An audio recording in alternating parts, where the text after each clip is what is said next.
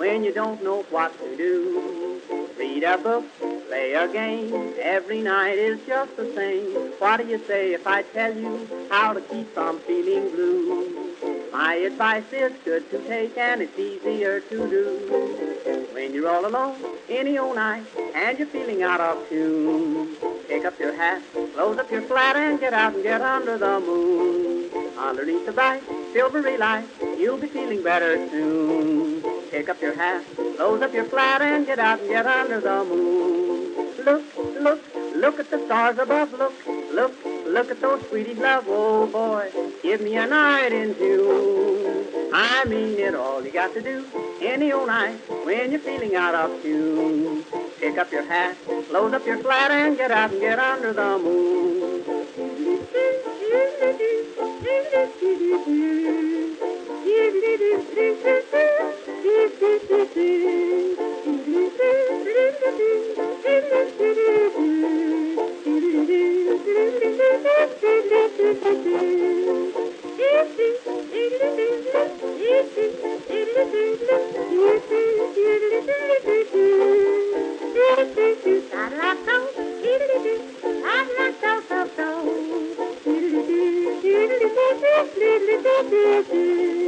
When you make a date any old night, gonna meet your sweetie soon. Pick up your hat, close up your flat, and get out and get under the moon. Underneath the bright, silvery light, that's the only place to spoon.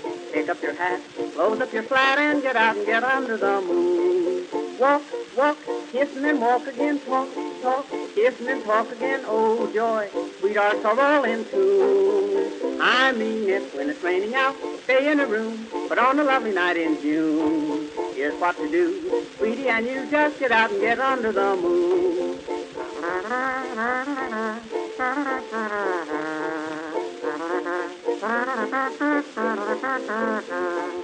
If you're with a girl and she is cold, says she doesn't want her spoon, don't you feel blue? Here's what you do, just get out and get under the moon. If you feel a kiss and she gets sore, she'll forget it mighty soon. Don't stop to fret, she'll learn to pet when you get her under the moon. Indoors, there's not a thing to do. In-laws walk in and out on you. Oh boy, sister and brother too. I've tried it, just take my advice. If she is nice, nice as any night in June, just take her hand, she'll understand, and get out and get under the moon.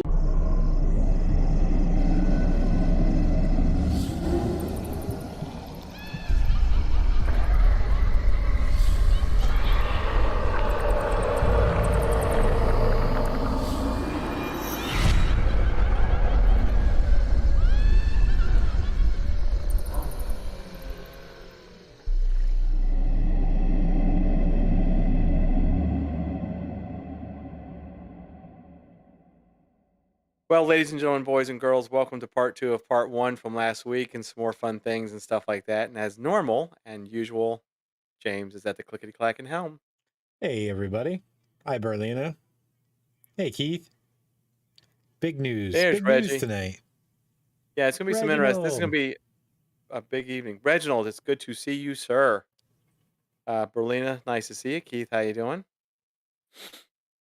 Yes, Um, tonight's, well, ooh, I'm glad you're here, Reggie, because I talked to Mike about what you and I spoke about earlier, and we might toss around a couple things regarding that. But as the title clearly states, we're going to talk about the Home Haunter Convention 2023. What is the Home Haunter Convention 2023? Because there hasn't been one.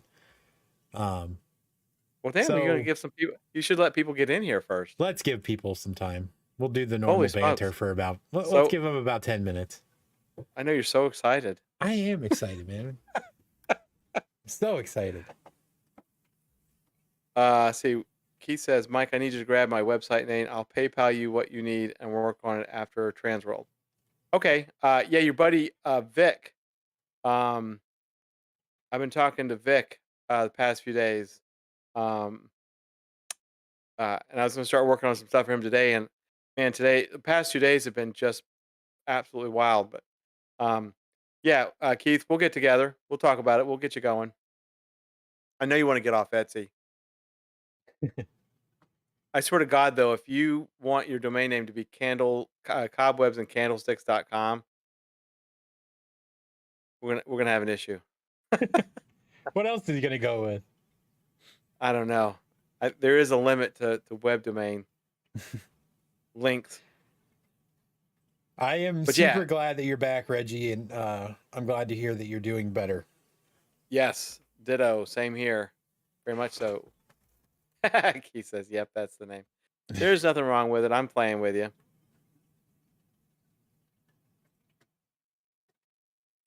But yeah, we'll definitely get you going. We're gonna We could get do Vic on. Cobwebs and Candlesticks, formerly in EtsyShop.com. .org and .net. Yeah, the more I'm learning about Etsy, holy smokes! I know it gets people out there, and there's just some folks that would just pay the money and the whatevers to have it up and running, making if they're making like a ton of money coming in, but ooh, gosh, there's some definite fees involved. So, Keith, are you going? Wait a minute. I know I've asked this 100 times. Are you going to Transworld? I know it's kind of I think he is. already up and Pretty sure running. he is. I know all the vendors have pretty much left to set up. So, yeah, I think he is too. I think you're right. I completely and I utterly think forget all the every trio's going. Except I don't know about Dave because we don't ever hear from him. He'll be asleep for most of Transworld. You'll keep the Etsy for cheap advertising. Very good.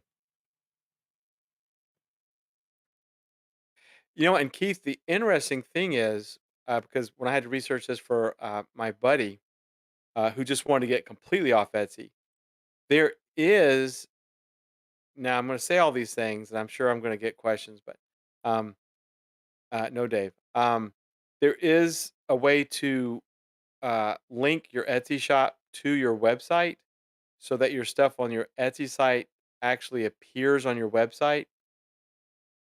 Um, I know that there is a cost involved, but I can't remember what it is. I would just do it the way we have it set up, honestly, because we already know that system works. Yes, true. But I'm just since Keith is talking about keeping Etsy, and the weird thing is the method is through WooCommerce. It's a plugin. So it's like, how we do it with Printify Yeah. or yeah. Okay. I get those two mixed up. It's the same thing. It's a plugin that I can never remember print it's because Printful is the one we don't use. Yeah. Right. It's Um Printify. but it's the same thing. It's a plugin that connects your Etsy shop to your WooCommerce and it all propagates. But unfortunately there's a charge for it for the plugin. I actually think it's a yearly charge too. I'll dive into it some more. I agree though. I think getting completely off Etsy is the way to do it. Especially now I know how to do it for at no cost. Except hosting. Yeah, which is pennies. Yeah. Excuse me. Sorry, buddy. Super tired. Been busy 2 days. Especially if you're just hosting one website, it's cheaper than what we do by half. It's um yeah, by half. Uh, what else is going on? Yeah, hopefully we'll grab some people up in here. Be awesome if 13 Skeletons showed up. He'd be interested Yeah, in all this. for sure. Um, He would be one that I think would be a great like a discussion panel. Because he's yes. not just a home haunt. He does, he really goes above and beyond with his stuff. And he does it There's very meticulously. there's Vic. Um, Oh, what's up, Vic? yeah, we'll chat about it though, Keith. Hey Vic, I didn't forget about you, buddy. Today has been I was gonna work on some of your stuff today, and today has just been balls to the wall. So, we'll start getting you going next day or so. I know you're headed to Transworld anyway, so shortly, but yeah, my intentions were to get you rolling today, and dude, it's oh my god, the past 2 days have just been in a good way, very balls to the wall productive. So no complaints. But yeah, we were talking about you and Keith going to Transworld, which is cool. That's cool. Y'all go take as many pictures as you can. And it does, I mean, as busy as you've been the last couple days, it does kind of lead towards one of the discussion points this evening was our moving forward and making Haunters Anonymous a bigger entity this year. Yes. And years in the future, obviously. But this year, I think will be a year of growth for the show itself as well. Yeah, and like legitimately. Oh wait, yeah, Vic, I'll make your website all zombitated and stuff. You'll love it. just zombies everywhere. Just overflowing. Yeah, Vic, you gotta get a lot of pictures to find some shit to copy. Go back to the GeoCities day where you change the mouse cursor to a zombie that walks. Just have like a bunch of zombie gifs all over the fucking place. Oh, sweet. Anyway, go ahead, James. Oh no, that was my point. Oh. That was the talking point for that anyway, was just moving the show and the entire Haunters Anonymous community further. Yes. Well, I mean, are you going to tell them how further, or just for the word further? Well, we'll get to how further in a little bit. Okay. I'm still letting them. I'm still giving them time to filter in The furtherness. the We'll furtherness. get into the furtherness later. Whew. Let's see. Is there any haunt news while we wait for the furtherness? Of course, Transworld for vendors in full swing. Many of them have already packed their bags and they're setting up shop right now. And then, of course, for all the customers and copycats like Vic, so, They're bringing their notebooks. they're bringing the notebooks. Oh my God! Hide your skulls and hide your zombies because Vic's on his way. No, Vic. We didn't actually share this out anywhere. We hardly ever do. We only ever put out the event page. But as far as sharing the stream itself, we don't ever actually do it. We just let people come in as they want. But you guys are more than welcome to share the hell out of the stream. That's totally up to you. Yeah, the most we do is just put the stream on all y'all's pages and stuff. So Keith's just bringing his phone to take pics to copy. Marty, we will get to the furtherness later. Yeah. I mean, clearly just the title alone will give you a big indication as to what we're talking about when we say furtherness, but That's the new slogan. Into the furtherness. Yep. That's going to go on the back of the new Haunters Anonymous shirt. You know what's going to happen too is we'll start talking. We'll be like 10 minutes into talking about the furtherness, and Daniel will come in and she'll have missed the first 10 minutes and won't know what the hell's going on. And then Mark will show up and he's like, I'll just listen to the show later. Some shit's broken. I got to go. I don't think Danny will be on, actually. She's a Universal. Oh, that's right, because she took a picture of being in Mythos, and I slightly cried, and I'm dying to build a Meatloaf Man out of a dog shit scooper. Alrighty then. Well, then Daniel just missed the entire furtherness then. Yep. Oh, well. That's okay. It'll be on the internet, and it's going to be a, something that is very reoccurring with our discussions. Yeah. That's actually for sure. Well, it's a quarter after. You can start talking about your furtherness now, I guess. Don't you think? Yeah. I mean, we talked about it last week. Kind of threw it out there. see what everybody was thinking about it. So we've done a little bit of research and some scrambling, and I think we've decided that we are going to move forward with the Home Haunter Convention for 2023. We're looking in May, early May, right? Yes. We don't have the date officially locked down, but we have a very good idea for the venue. It's not going to be too overly expensive, so there won't be a massive overhead, but it's going to cost us a decent amount at least. It's going to be our first year, so there's going to be 1,001 issues with it, but I think we're really going to be filling an emptiness in the entire haunt community that needs it, because the home haunters and the small prop makers, you guys don't get enough recognition. So we're going to do that with the Home Haunters Convention, which obviously will be brought to you by Haunters Anonymous. But yeah, I think we're going to give everybody vendor space that wants to do vendors. It'll be a much cheaper vendor space than what you're going to get at pretty much any other convention. I'm almost certain of that.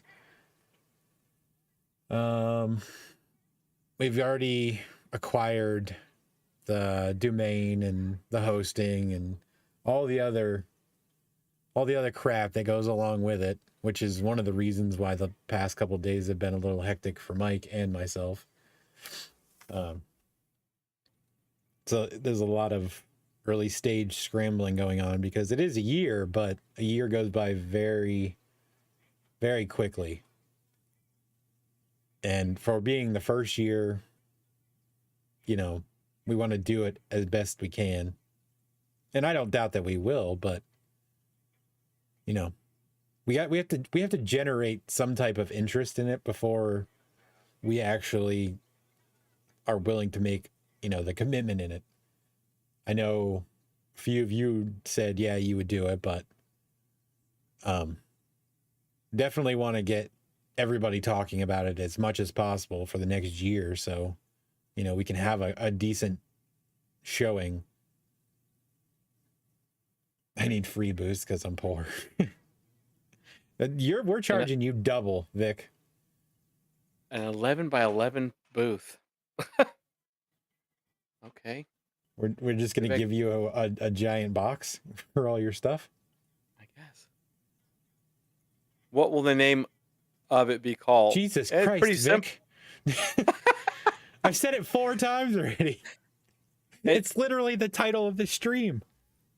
Yeah, Vic, the thing with this is we're not looking to do some snazzy name. It's everything else about it's going to be snazzy, but this is just going to be a Home Haunter Convention brought to you by Haunters Anonymous. Literally called the Home Haunters Convention. And yeah, obviously this will be the Home Haunter Convention 2023. Well, yeah. Because if you think about it, I mean, you've got Midwest Haunters Convention. That's not too snazzy. Transworld, I don't know where the hell they got it from. HauntCon, which I think is pretty much dead. That's a super original name. Vic needs a participation booth. We're gonna get we should get a dunking booth and just put Vic in it, just so he can yell stuff at people.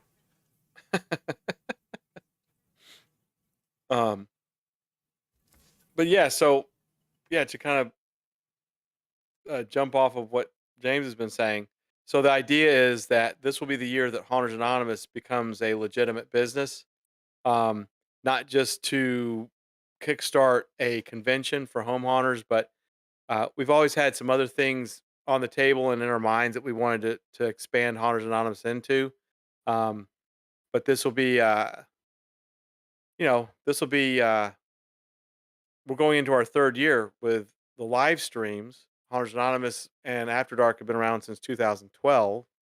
So there's definitely been a very slow, steady upward evolution. sometimes the best foundations are the ones that are built slowly and very rock hard. So, Yes, um, it is going to be in Pensacola. yes, uh, we're going to have a clown limit. I know that a bunch of them. That's how you No, they know won't. you're one of us, Reggie, because on our last show, which you missed, we literally discussed that. It's like one clown for every 200 people. That's the limit. Yeah, that's definitely in Pensacola. Keith, uh, we've pretty much locked in. We think the early part of May because quite a few things are going on before that. You've got Fear Expo in January. You've got uh, some stuff in July. Of course, you've got stuff Transworld in March. Uh, the deal is trying to squeeze something in there. We know that some of you folks really would prefer to go to Transworld when Transworld's there. Kind of like, you and Keith. Uh, there's people, Fear Expo apparently went fairly well. 0.02% clown ratio. So with home haunters, the thing is, you know, um, you don't have to do it so early in the year, but you still have to do it early enough. Um, that gives you May, June, July, August, September. Because a lot of home haunters will start in September. Some of them, they don't start putting stuff together until mid-October. Um, I want to go sign me up for a 10 by 20 booth. Um, well, It's going to be $300 for you, Vic. 300. 300 plus a $500 deposit. Yeah, we're going to need at least $1,000 deposit from him. All right, with the Just whole from- gas and generators. It's Yeah. only for Vic, though. No. It's not for everybody else. Yeah, everybody else has $1. Vic, we're not too sure yet, but like James said, we guarantee you it'll be less than what you've seen in any other convention, even Fear Expo. The deal is the building this is going to be in. I've actually posted it a couple of times on my personal page and stuff, but the building is big, but it's not a convention center. This is actually a very large community center with a huge, beautiful ballroom overlooking Pensacola Bay. Um, I'm hoping to acquire the 3 conference rooms. I'm almost positive I can.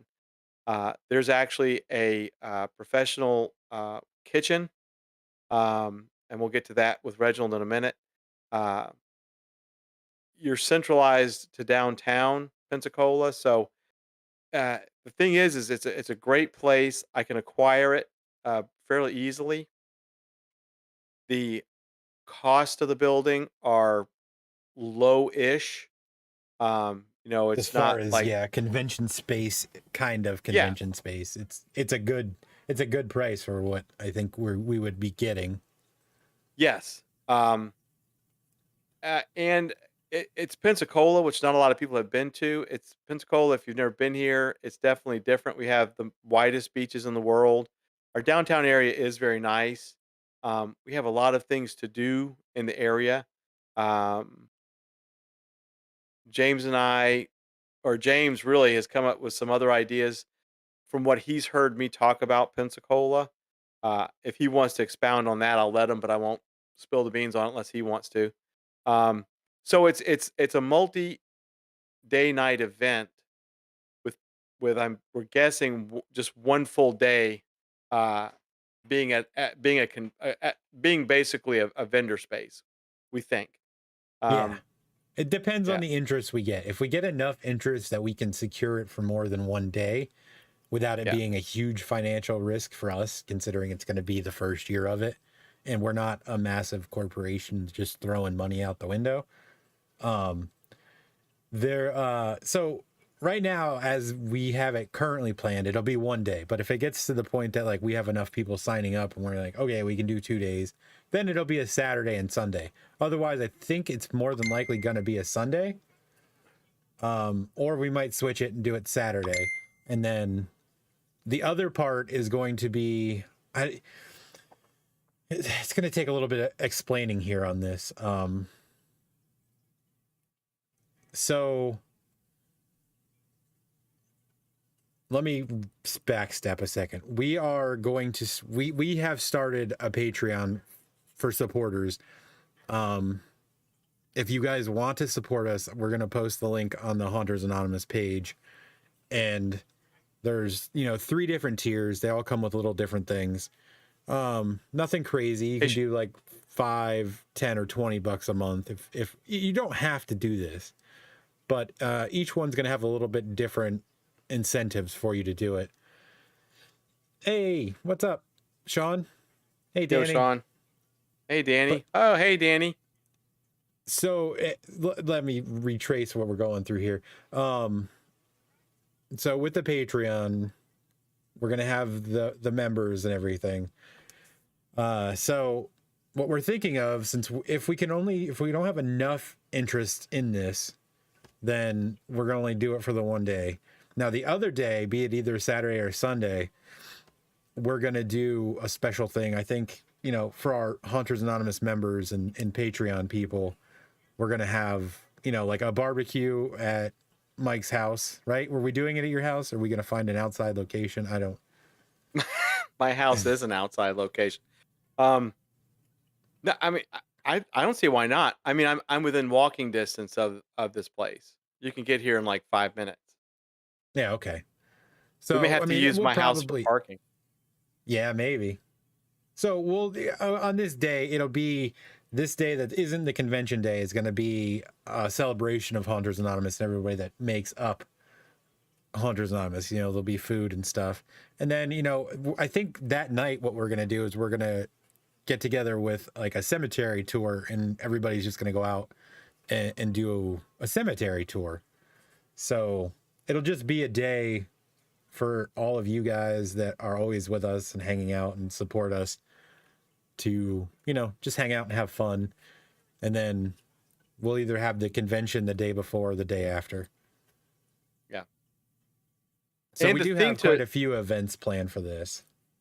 Yes. And then, of course, there may be some folks who's like, oh my God, I've never been to Pensacola. I'm going to go to Pensacola Beach.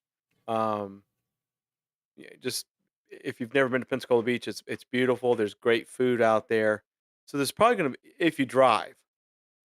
And the one thing I was telling James is, like, especially if you're vending, we have a pretty good sized convention here where 51% of the people that attend it are Pensacolians. So this is something that I would super push to get the word out here in Pensacola. And I know there would be a pretty sizable amount of interest of folks who would be like, oh my God, Halloween in May? Hell yeah. And so with the vendors, even if with the vendors, I know that they're hoping that a bunch of customers go around. Like, okay, it's great to like vend at something, but hopefully you get a lot of people that are just walking the floor and looking at your stuff.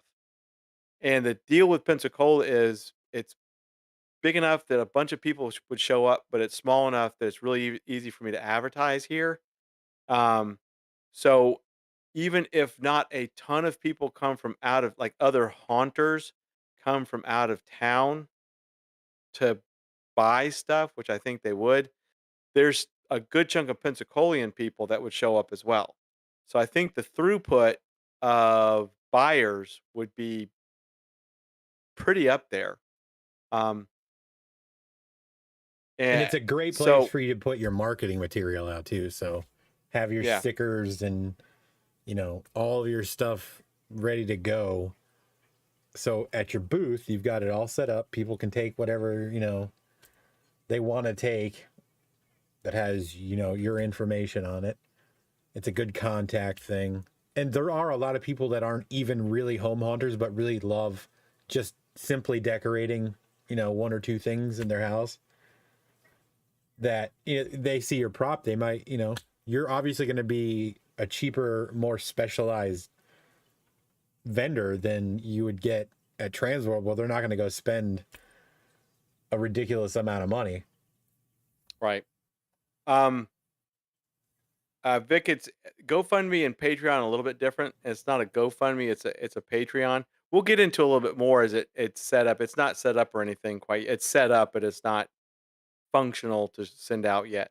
Yeah, Hopefully, we do that soon. it's not a Um, GoFundMe. It's a Patreon where yeah, you actually will get things back in return for your yeah, contribution. You're simply supporting the show and the convention. And so everything that we make, that none of this literally goes to our pockets at all. It's going directly in to paying for stuff for this convention. So even if we make more than we need for the convention itself, that just means we're going to be able to get better stuff and continually rolling it in. So like well, we're not making money off of this personally, no matter what way you do it. most likely not. But let me answer these questions real quick. Sean, we're not. We know that it'll be early May, but we don't know dates yet. Vic says, "Do you think 2023. 2023?" Yes, 2023, not 2022.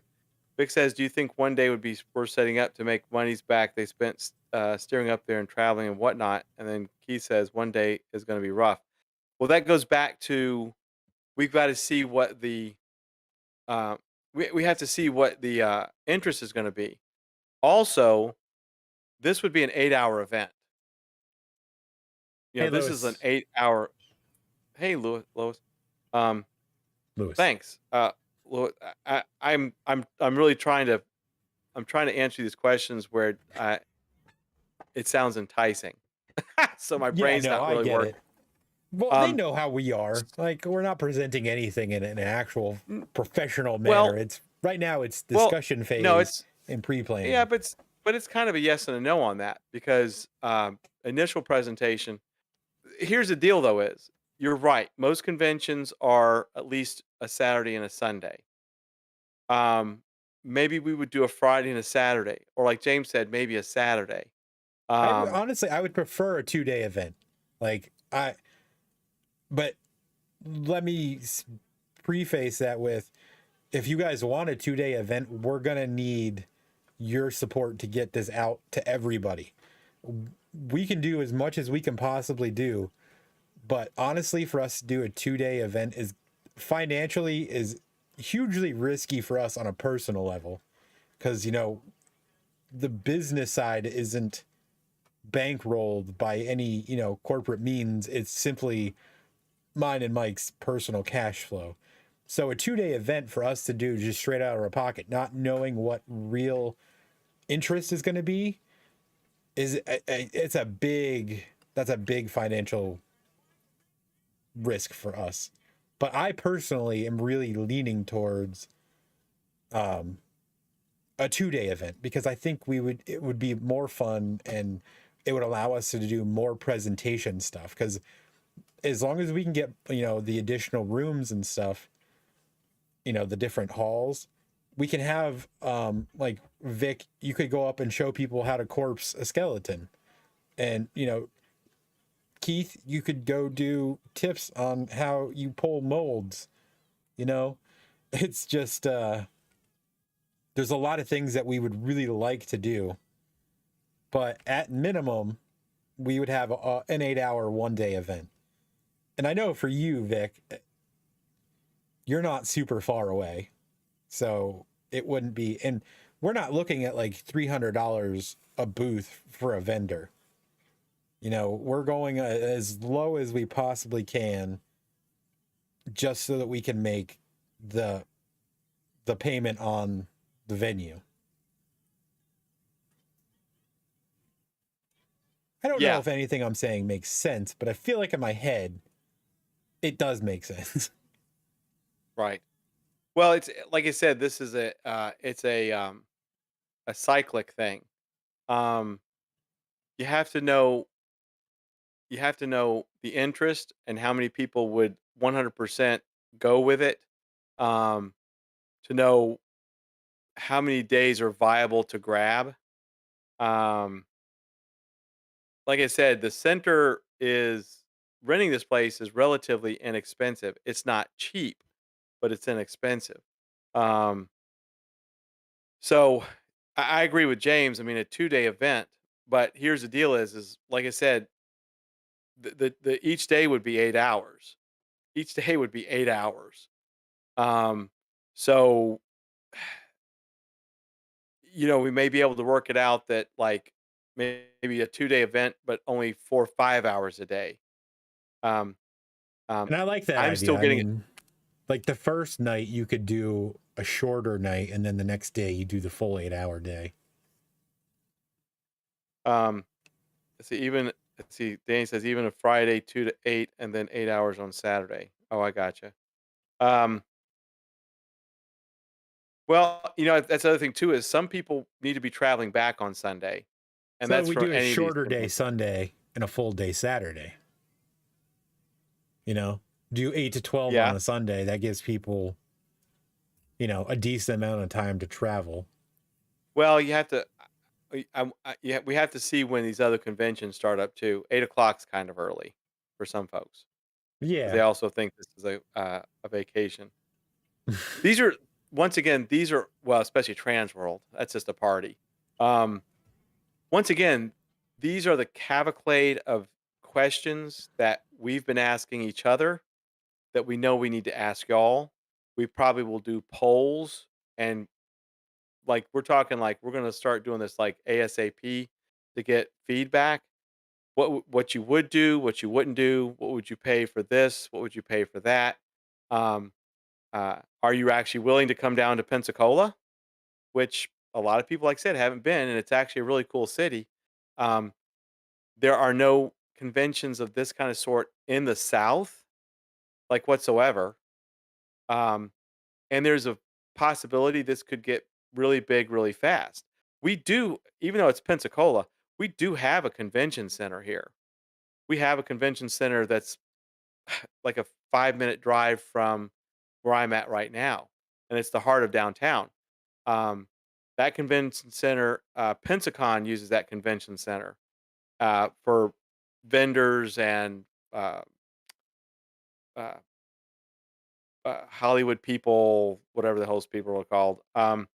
So we have a convention center here, but the cost of it is absolutely 1,000% prohibitive for a first year event.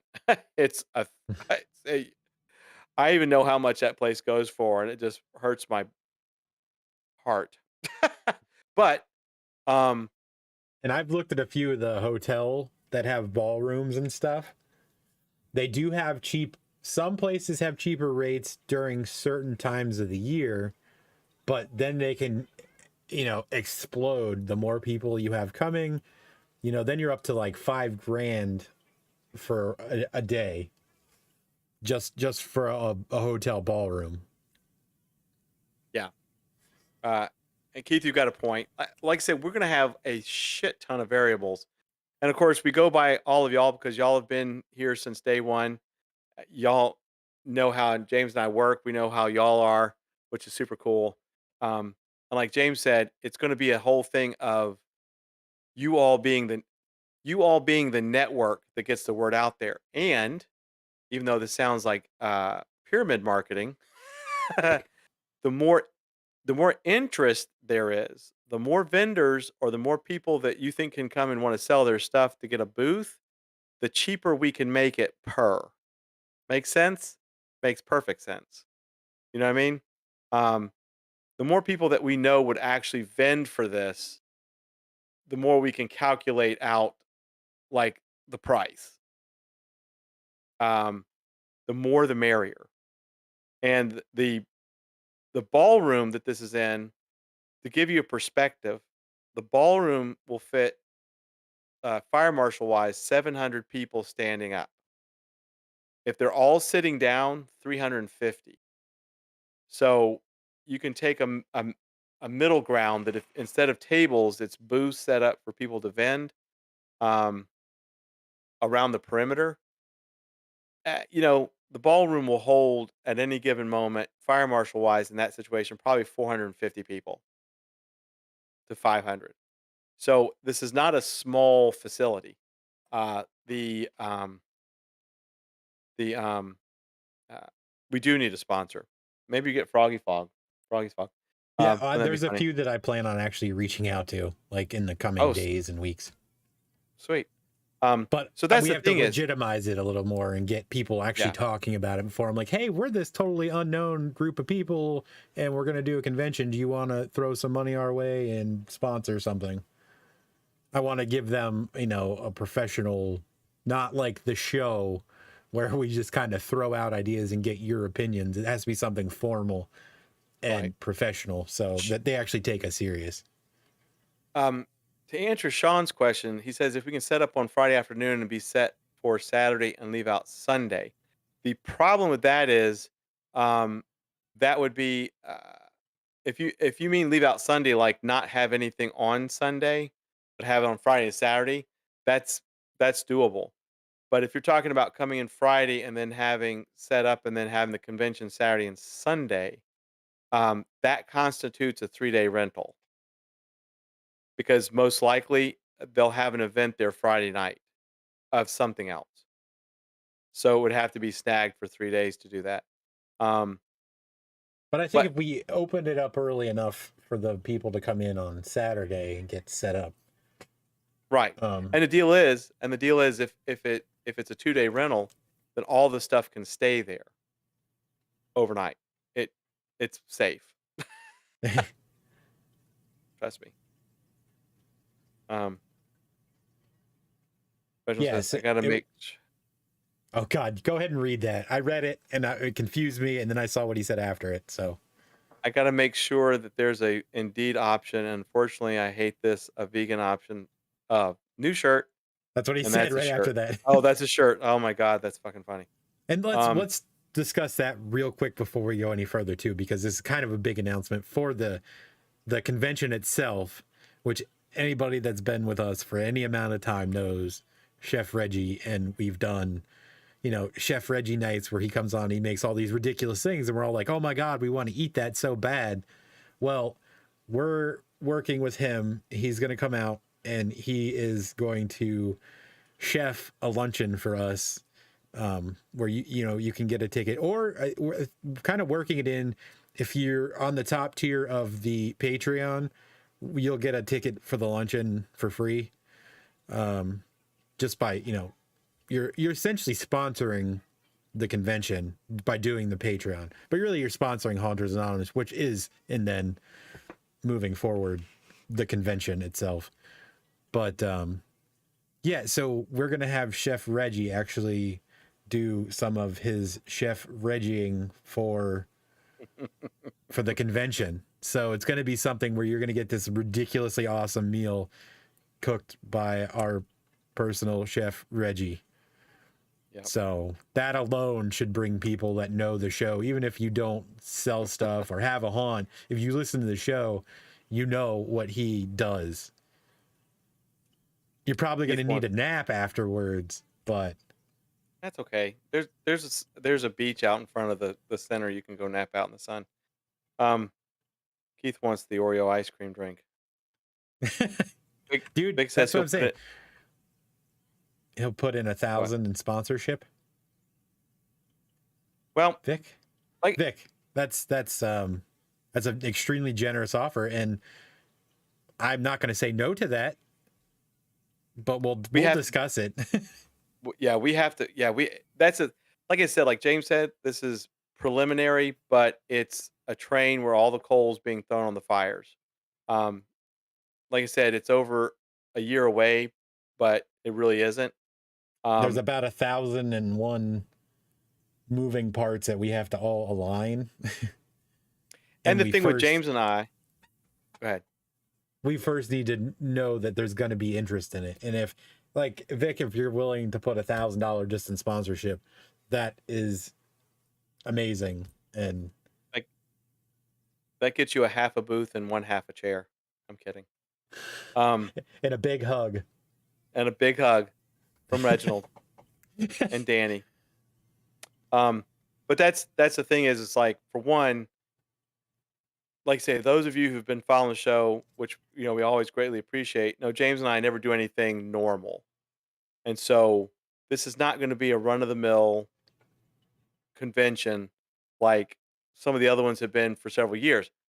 Everybody likes them and stuff, but we're going to do things that nobody else does. We're going to do things that aren't done anywhere else. In general, there is no true blue home haunters convention. So that right there is something nobody is really doing. Um, and I kind of just forgot this until I said it. And I haven't even told James, but um, I got another idea. Wait a minute. Oh, hey Ezekiel, what's up, buddy? Hey, Ezekiel. Um, you'd still pay your booth rental. I don't know. No, no, Half no. a booth, half a booth, a cuddle, and a half a sandwich. There you go. Yeah.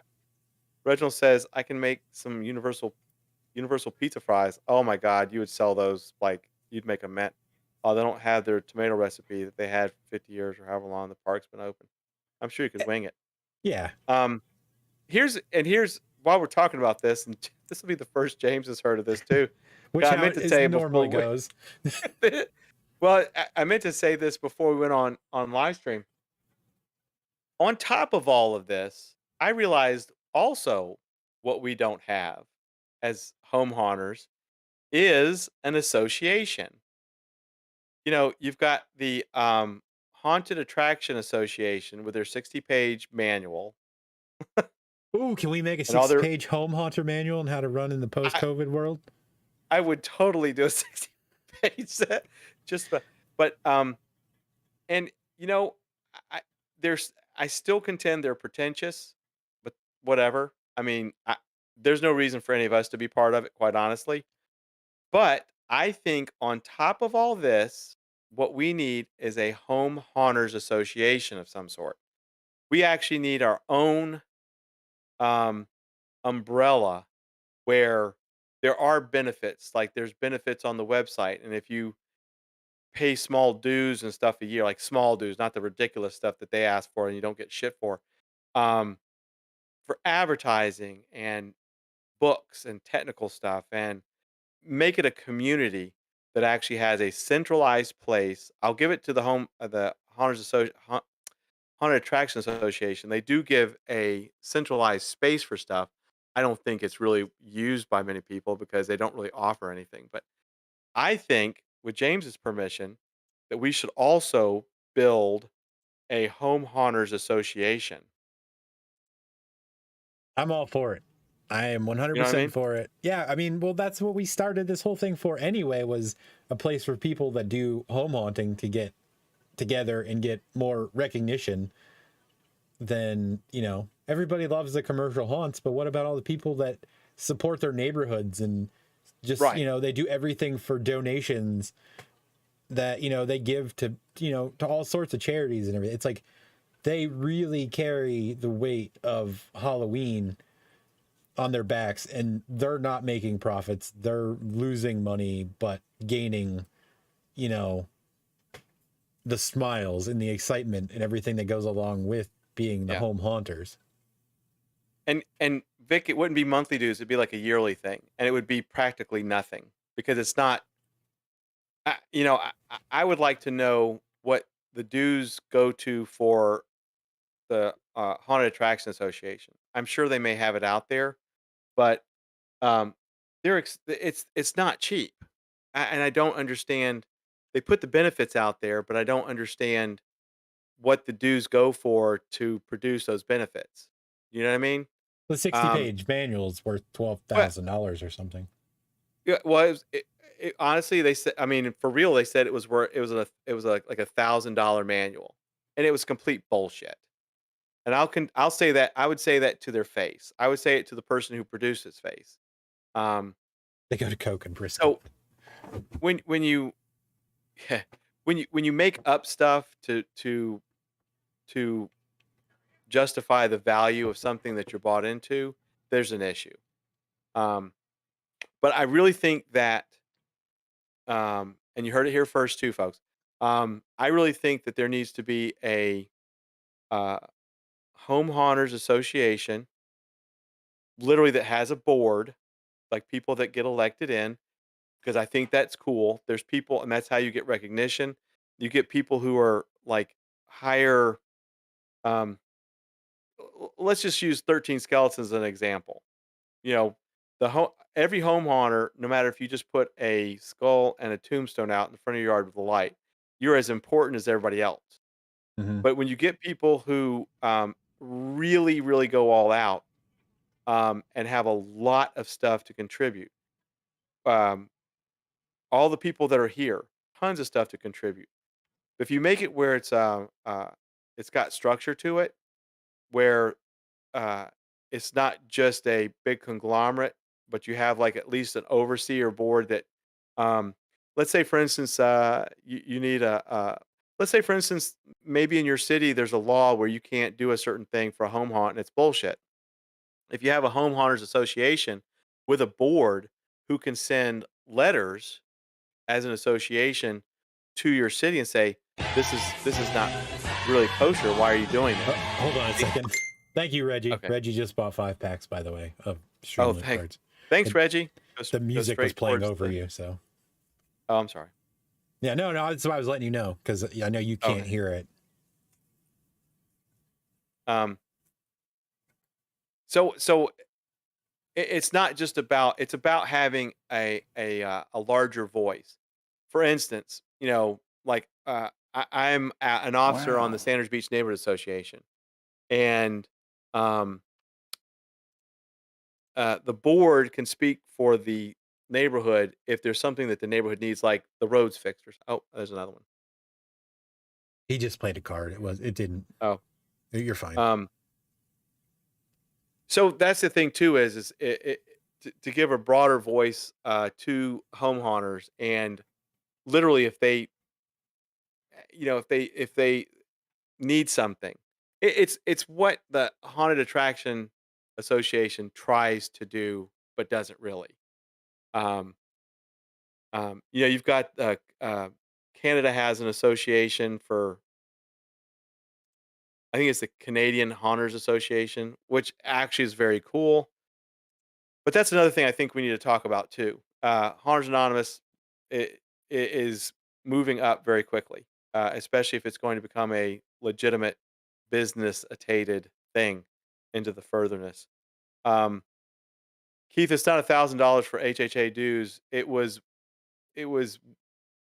during the height of COVID, and you had an individual make a 60-page manual that was really mostly copied from the CDC and just adjusted it for haunted attractions. And then he put that book into the pot for the HAA, that for your money, you get a 60-page manual that has a $1,000 value to it. Just assigned a bullshit value to this manual that he was giving away for free, by the way. So I don't know what the dues are. They're too high for HHA. You can go in as $50 as a whatever, and you get no value to it, but you can give them $50 for no reason. Sean Metter says 100 a year. Nah, it's more than 100. It's like 250 or 300 or something. There's tiers to it, and all the And tiers are stupid. Vic, the other thing is, oh, hold on. Reggie played a card. He played the asshole card. Reginald Cornelius played this card because they are an asshole. Vic, no, you're not a home haunter, but you are a charity haunt, so I think you would still fall under the umbrella. You're not a for-profit commercial haunt. You are Right. 100% charity. So Right. you aren't in that we, that commercial haunt realm. Right. You would be written in, yes, what James said. Yeah. So, take the phrase home haunt as kind of an umbrella. You know what I mean? You're not out to make a ton of money to throw in your pocket to go do something else with this. It's for a fantastic cause. So, once again, we have to refine all of this stuff. You would still be able to be you'd be a member of the association. We would put in there something about charity haunts. This is, like I said, this is all super preliminary. And of course, James is just hearing about this. So This is how we do it. it's exactly how we do it. We're not Netherworld. No, Netherworld, of course, makes bank, and justly so. A lot of haunts do. Dark Hour, they all do. There's nothing wrong with commercial haunts whatsoever. Like, that's not the issue. But like, the industry is focused on the larger commercial haunts because they have the financial means to make the larger purchases that they want. Whereas the home haunter, you know, they're not going to spend $20,000 on one prop for their home haunt because, you know, they're never going to make that money back in any shape or form because they're not for profit. They're just strictly for the enjoyment of it. Right. Home haunts are the backbone of Halloween for neighborhoods. Charity haunts are, you know, the ones basically that they're giving back to that community. You know what I mean? Is that you know what, Vic? Is that it? Now that I said it out loud, does that make a bit more sense? You know, you've got the professional amateur haunts that they're open to scare people and make money. Ultimately, it's to make money. There's a passion there, but you know, passion doesn't put gas in your car or food in your mouth. Um, Charity haunts, like I said, they are the backbone of the neighborhoods. They tie things together because they're going. It's all going back into either the neighborhoods or, for in your case, to homeless vets, which is phenomenal. Home haunts are the broader spec. Trust me, there's a shit ton more home haunts than there are professional haunts. They're the glue that holds neighborhoods intact as far as keeping Halloween alive for kids. There's people that can't take their kids to the professional haunts because they're too expensive. So they enjoy going house to house at no cost and getting candy.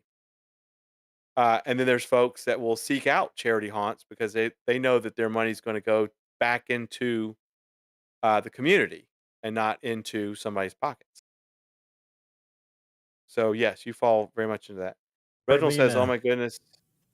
Oh, What? go ahead with his. I missed his. Go with his first, then we'll address Berlina's question.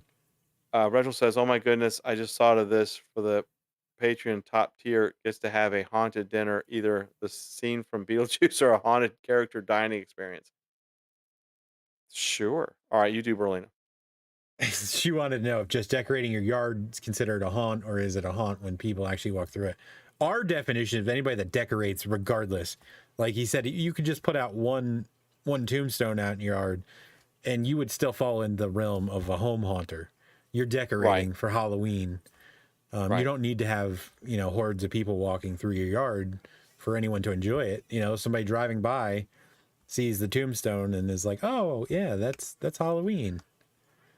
And yes, and think about it this way too. Even if all you put out is a jack-o'-lantern, you know, there's some people that's all they can afford. You are a home haunter because you believe, and turn your porch light on because you believe in the spirit of Halloween. You know what I mean? That's a home haunter. You're not somebody that keeps the lights off and there's no decorations and you don't want the kids on your lawn. Um, like I said, one jack-o'-lantern and your porch light on with a bowl of candy, and you're a home haunter. If that is what you've done, you have done an enormous service for the kids and the adults in your neighborhood. So that is the definition. Yeah, there's some people that go way, way, way beyond all that. But like I said, that's our definition of a home haunter. You're keeping the spirit of Halloween alive. Um, you're part of the network of your neighborhood and community that believes in trick or treating and having fun with Halloween. He said we need to get Bob Cole. Okay. And yeah, he said he's a freaking amazing home haunter. And that's the thing, is like there's a lot of people that really don't know us particularly because we're not super popular. We've got a very good Keith. See you, Be Keith. Careful. You know, we keep everybody that's here, we appreciate everybody that is here. And we don't go out of our way to advertise or anything like that. The only reason we're requesting the assistance for this is simply for the support of the convention itself, not strictly for Haunters Anonymous. We're not trying to gain popularity by any means. We want people to find us organically, And we do. Like, there's people that come in all the time now that we've never seen before, and that's super cool. And our numbers have continually grown without us faking our numbers. Everybody that's here is legitimately here. They're a real person. They're not a bot that was paid for just so we could have 10,000 likes on Facebook. Would it be nice to have 10,000 likes on Facebook? Absolutely. Only because it opens up tools for us that, you know, we'll be able to stream in 1080p, 4K. It just would make the stream itself better. But that'll happen over time. That's not, we need your help promoting the convention so that we can actually do the convention and everybody can have a good time. We have a lot of amazing plans for this convention, things that we're throwing out nonstop every day. And it's stuff that's a realistic goal. And I know there are people that are, you know, in California that can't make it or whatever. So our goal is to make the first year good, the second year amazing, and just keep making it better every year. But every convention has to start somewhere. So 2023 will be the year for the Home Hunter convention. That's really all that we're specifically asking for. If you want to support Hunters Anonymous, anything that you support us on Patreon right now is currently going directly into the convention fund. It's not, none of the money that's ever, the Streamloots money doesn't go to us. Like I said, the money that we've made off of Streamloot so far, we've donated to Haunters Against Hate, where we got recognized in his book for being a supporter of his book, because we do support him and everything that he's done. And everything else, that any money that we've ever made has always gone directly back into the show. We've never taken pennies for ourselves. And that's the way it will continue to be. So if you want to support us, you know, if you can manage $5 a month, that's a huge thing for us to be able to put it into the show for you guys, so we can get the convention going, get better contacts, make everything as best as we possibly can for you guys. Like, I'm throwing a ton of my own personal money into it because I want it to succeed. Ezekiel, if you could make it in 2023, that would be absolutely amazing. We would have somebody from the third world. And if that doesn't tell you, you know. Well, Ezekiel, you definitely have some different beaches to look at if you came here.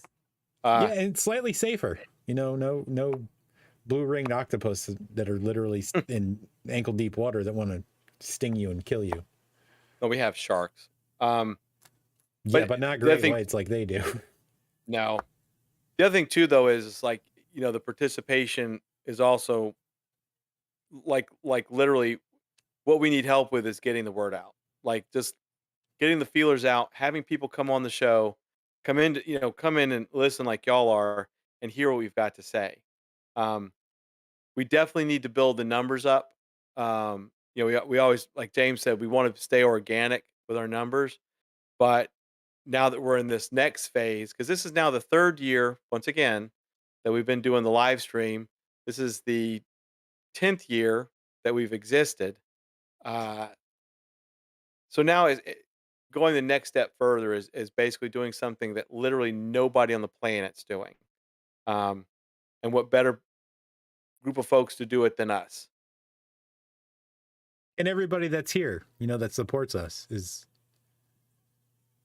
We couldn't do any of this without you guys. So even if you financially can't support us, just being here every week, you are supporting us. And if you can share our stuff and get people to realize what we're doing is genuine. And if you haven't realized yet over the past almost 3 years that we are extremely genuine in our missions, we do have arguments and spats with other people, but that's because we don't believe that those people are actually being genuine. They are out for other reasons that we don't agree with. Yeah. And honestly, we've said our bit on that. So it's pretty much behind us. Yeah. Our focus this moving forward is strictly going to be, you know, getting the Home Haunters Association going and the convention is forefront for at least the next year. Yeah. Like I said, all that other stuff, I will say, because I have to say it, we were pretty much right about everything we said as it goes down Yeah. with all these other people. Yep. So, but we want the goodness that's in the community to stand at the forefront of all this. We don't need any bull crap, with other people. We don't want, any of that nonsense to interfere with making the best convention that we can make to, get a good foothold in the convention industry as a whole, not just the haunted industry, but in convention itself.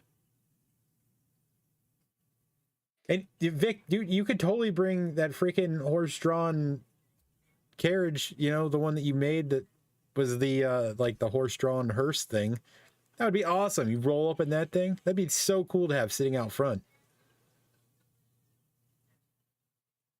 I agree. But yeah, I truly, if you're interested in what the place looks like that we're talking about,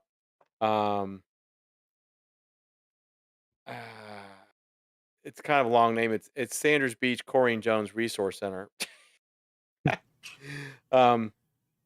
It's actually a phenomenal building. I mean, I keep saying it's a community resource center, and some people have like their different thoughts about it. If you looked at this building, you would not think this was a resource center. You would not think this was a community or neighborhood building. This place is a fortress, and it's absolutely gorgeous. To tell you how beautiful the view is from the ballroom, on the other side of the water of the bay is Gulf Breeze, and there's people, and that's on the beach, and there's high schools and all kinds of other entities that will actually rent out the ballroom on this side of the bay here in Sanders Beach, just because of the beautiful ballroom and the view of the bay. Like literally, they are on the beach and they come off the beach because of the view that this building has. Vic, Chuck you messing around. You messing around too much. Just do it. We are doing it, but this is all the preliminary steps that we have to do. We already have the domain, we have the hosting, we have the Facebook page. We're not releasing any of it yet because it's not done, but it's being worked on. Tomorrow I'm working on it for God knows how long. I worked on it today. Mike and I both were working on it today. The steps are moving forward. So, I mean, consider it right now. Consider it. It's going to happen. We just need to flesh out the details. Yeah. Ezekiel, is that what you're talking about? A link to the whole event or the building? I'm getting confused. Yeah, like what James just said. I mean, this is pushing forward pretty quickly. Like I said, there's a lot to do. Just need a street team. A link to the building. Oh, James, can you provide a link to the building? I believe I can. Hold on. Well, let me see. I don't know. The YouTube bot might delete the link, but I will try because I still am not logged into YouTube on the official Hunters Anonymous page. So, well, you know what I could do? Actually, is Ezekiel. I'm going to type in the name of the building because if you do a search on the name of the building, it'll come up with some great pictures of it. There's really no Facebook page, unfortunately now. So I'm typing in I'm going to type in the name of the building and just go to Google and look at all the pictures. There's a lot of pictures of it. That's going to be your best bet. All right, Ezekiel, go ahead with that. Yeah, that's actually what we were talking about. It was either going to be like a $5 general admission for the general public, or a $10 general admission to the for the public to get in. I kind of want to get your ideas on the amount for vendors because I don't want it to be too outrageous, but I want to make it so that we're able to know we can do it for a set amount of time. So And I know there's a bigger conventions are what, $500, $300 to $500 up to $2,000 for the really big ones. Well, yeah, Transworld is I think we talked about Fear Expo as being. That's the thing that y'all need to do is don't base your prices on what other conventions are doing. Base them on what you would feel comfortable doing. Oh, that's right. Vic did say Fear Expo is charging $800 for a 10 by 10. There's no way in hell we would charge that. Nowhere near it. I'm going to go ahead and throw it out since we're right now we're just fleshing out details for stuff. But if you as a vendor are going to go to our show, first year show, you know, $100 for a table, you know, so that'll be your booth. Yeah, it'd probably have to be a little bit more than that. Than 100? Honestly, yeah. That's a low ball. Yeah. I'm talking it might have the base. Well, yeah, maybe a small, because don't forget, I mean, the building can only hold so many people and so many booths. Yeah. And you have to probably a little bit higher than that. I don't know that I would go as high as 400 though, honestly, for vendors. 250 might. I mean, that seems like a. You think? See, that's what I was thinking. No, I was thinking around 250. 100 is too low, and I can already tell you because I can visualize the room. But I was thinking like 250. I think actually there would be tiers. So different. What's the electrical situation in that building? Speaking of. There's plugs all over the damn place. Okay, so but there's a way that we could do electrical and non-electrical in the center of the room. No. Non-electrical in the center, but see if you look at how the room is laid out, really your best bet is to have the booths on the perimeter and maybe a few things in the middle. Because you have to have room to move. Right. It's too the event space is not big enough to have all the booths like they would do in a regular convention center where you can move around them. I don't think. It's something I'd have to measure out. Hold on Felicia. now. Hey there, Felicia. The facility is beautiful. Thank you. It's even more beautiful in person. Hold on, let me go back to something Vic said. Vic said, I don't want to pay. Vic said 400 again. I wouldn't go lower than 400 for a 10 by 10. Well, but Vic, see, the thing is, the people that throw the conventions, they do base their prices on what they're paying for the space itself. That's where James and I have a really big advantage. Trust me. I don't want to put out how much, but we have a bigger advantage than anybody else. Once again, 250 is just throwing that out there. Like James said, as a base, 100's too low, but the idea is just Reggie's crushing dreams.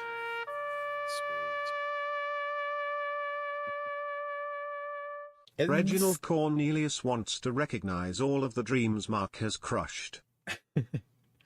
Ooh. This is probably going to be a slightly longer show than normal because we're already at 10:14 and I feel like there's 1,000 other things that we have to discuss. Did you make your magic powder? You working out or you already did that? I'm not working out tonight, but I'm completely fine. Okay. Mark, you missed a bulk of the show. You'll definitely need to and hey Mark, you'll definitely need to you're going to want to do the rerun of this show. Vic is still saying $400. Berlina has a fantastic question. If a person is not able to attend, are we going to be able to shop online? Maybe have a page set up of the event and have each vendor list possible items that would uh, be for sale. Yes. I think we could Um, allot them a certain amount of items, you know, included in their cost, and then give well, them a certain amount of space.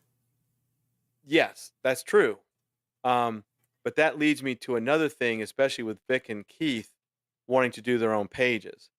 I think if you're a vendor, you should automatically have either a website or you should have your own space to have things for sale.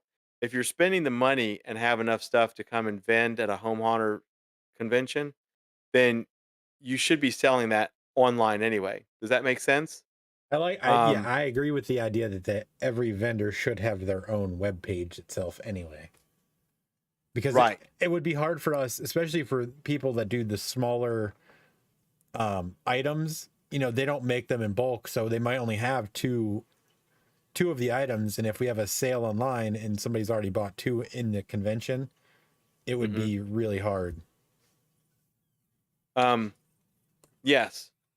Um, 250 for 2 days. That honestly, Sean, that actually would be once again, I'm 250 is just put out there for right now. But yeah, it wouldn't be a price per day. No. Um, but um, the interesting thing is, by the way, everybody, and James and I have been saying this for 3 years. Between the two of us, we have a shit ton of experience with web stuff, especially with what we've been doing, trying to sell stuff online. So, for instance, if you didn't want a web page, um, you can actually get a Square account, and Square actually has the ability to have a shop. Yep. You can just have a shop on squareup.com, and I believe it's free, and I believe it's easy.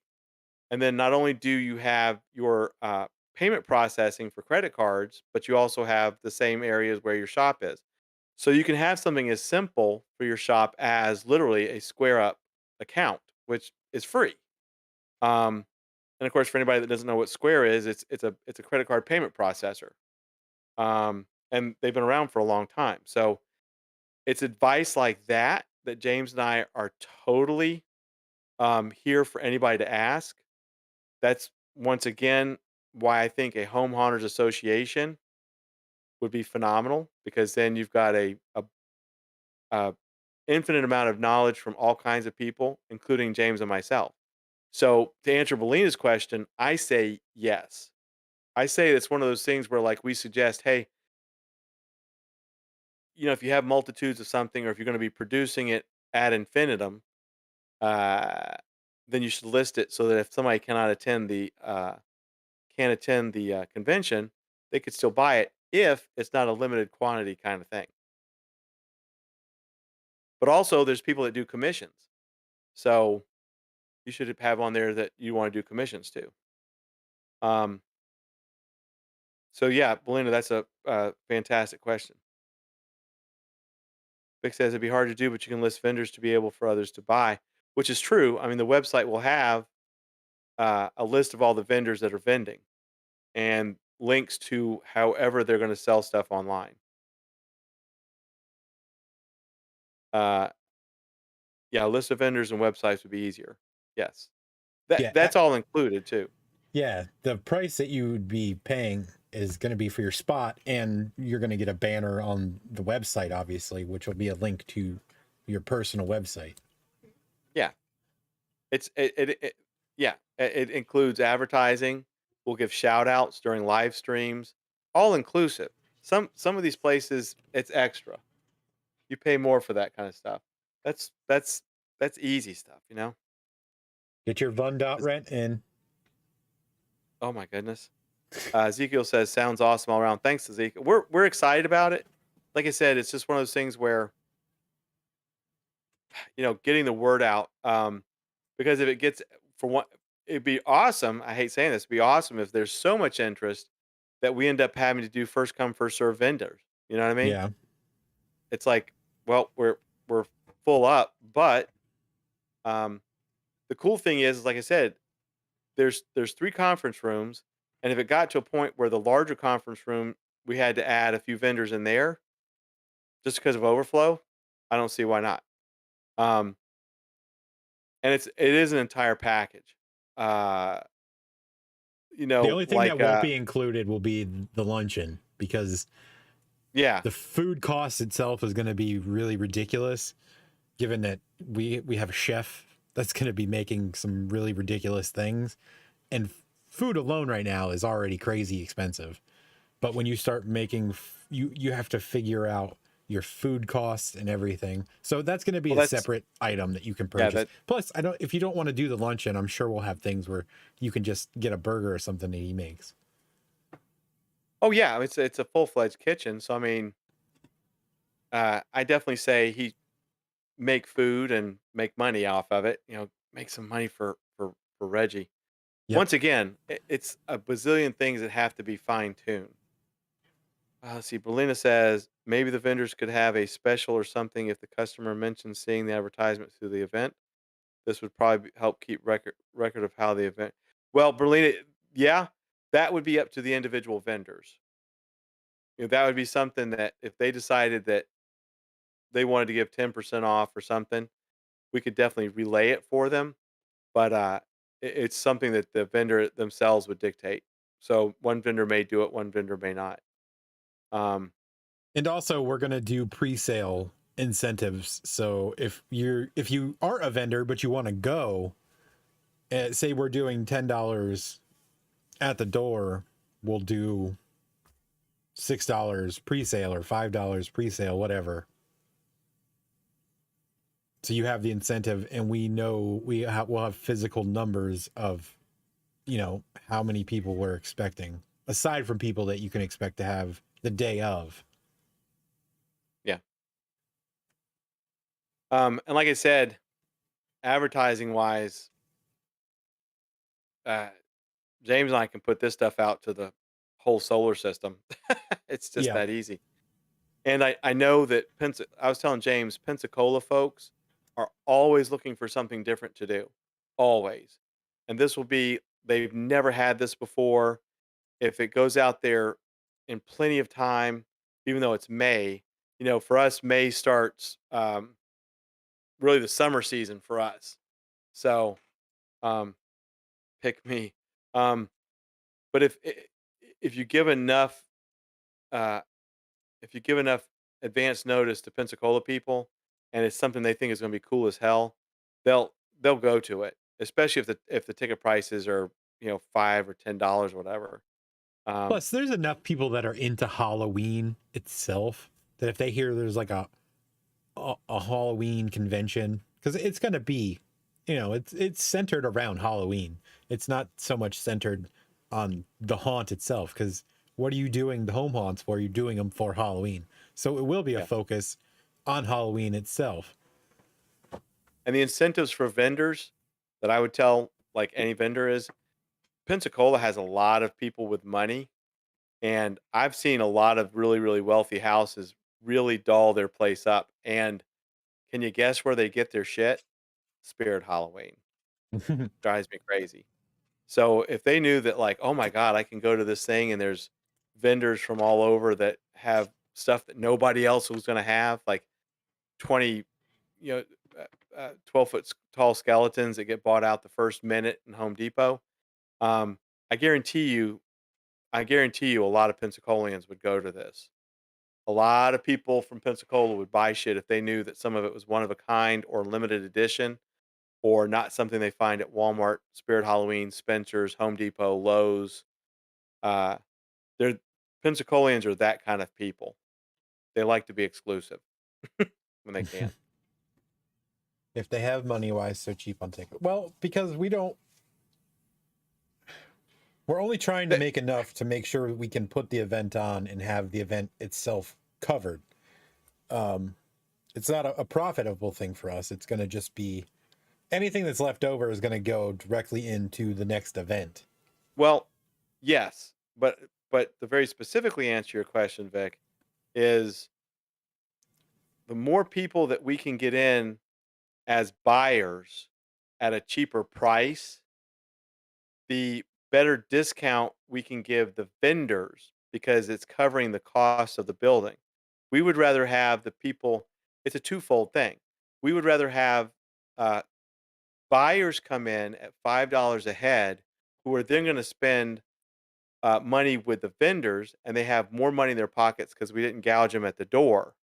And we'd rather have a lot of buyers come in so that all the vendors get their shit bought up and it helps to cover the cost of the building and so forth that we don't have to pass on to the vendors. Um, that's where things like Transworld and stuff fail.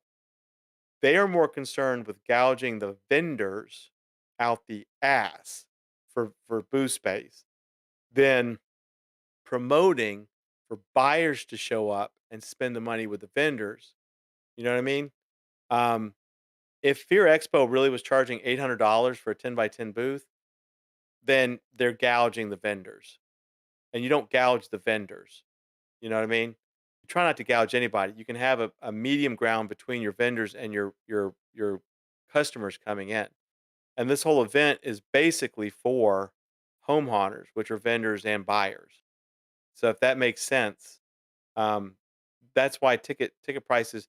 You want the people to show up. You don't want to say, "Oh, it's $10 to come in and spend your money." That's fucking over the vendors. Yep. You know what I mean? So, anyway, that's my spiel. $3,100 for a 10 by 10 at Transworld. Wait, how much? $3,100. See, I'm sorry, but I know that the event space costs a lot of money, but I'm sorry, but like, and I'm knowing more and more. I'm hearing more and more people, like vendors, who say it's really not worth it. There's a couple of vendors that, like I said, they've gone the past few years and they've actually lost their asses on it.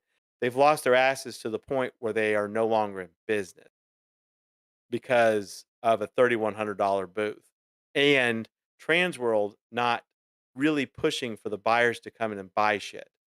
So that's gougy. You've got when you've got like companies like and I'm only mentioning these companies. I like these companies, but they do make some good money. When you have companies like Froggy's Fog, or Gantham Lighting, or VFX Creates, or Distortions, you know those folks make a shit ton of money even without going to Transworld, so they can afford a $3,100 booth because they're going to get their money back. When you've got mom and pops coming in, which I won't name, but there's some mom and pops, and I don't want to name them because some of them are out of business now, and literally they really just made a poor business choice starting out with Transworld, where they got gouged, like literally they got gouged out of business by Transworld, and that's for real. Um, and Transworld does nothing to bring in the buyers. It's like literally like build it and they will come, and I don't agree with that. Yeah, and you're right. Nobody should begrudge you for making money. Which if you're a commercial entity that's in it for profit, then that's your goal, obviously, is to make the money. For us particularly, we're completely non-profit. We're not taking anything for this ourselves personally. It's going towards further enhancing the brand. Now, if we get to the point where it's like a sustainable model where we have enough people that we are making more money than we're actually needing to spend on stuff, and we could take money for ourselves without it affecting anything. I mean, but we're talking, we would have to be in the tens of thousands of people showing up all the time for our stuff for us to even consider it being an actual job. Whereas right now, we're doing it just because we love it and because we want to give people, we want to be able to get people out and, have a space for themselves so you can go out and you can sell your products and not have to spend $10,000 just to get to an event. And you don't know what you're going to make off of it. If they're charging $100 a person to get in the door, how many people are going to go there and drop, $700 for your item? It wouldn't, it doesn't make sense for a small time, Right. the smaller people, they don't have a place where they can sell their stuff at a reasonable cost and get out into the general public. Because the haunter community is extremely, it's an extremely small market when you consider the general population of people that love Halloween. But they're also the people that aren't spending $5,000-$10,000 to go to Transworld because they don't care enough. They'll go to Spirit and buy their crap for cheap because it's just going to sit in the garage for 10 months a year After it breaks. Yeah. The day you buy it. And and expound on that. Ezekiel, you can't begrudge anybody for wanting to make money. That's for sure. But the difference between what this convention is, the Home Horrors Convention, is this. See, James and I and all of you have a passion for Halloween. For real, for sure. So the idea is um, we're doing this, to help the vendors, the small vendors, come out and make money so they can build themselves up to maybe even go to Transworld and not fail because it's $3,100 a booth. And we're giving a venue for the buyers to come and see all these upcoming vendors and all these people that have these great ideas that nobody's heard of.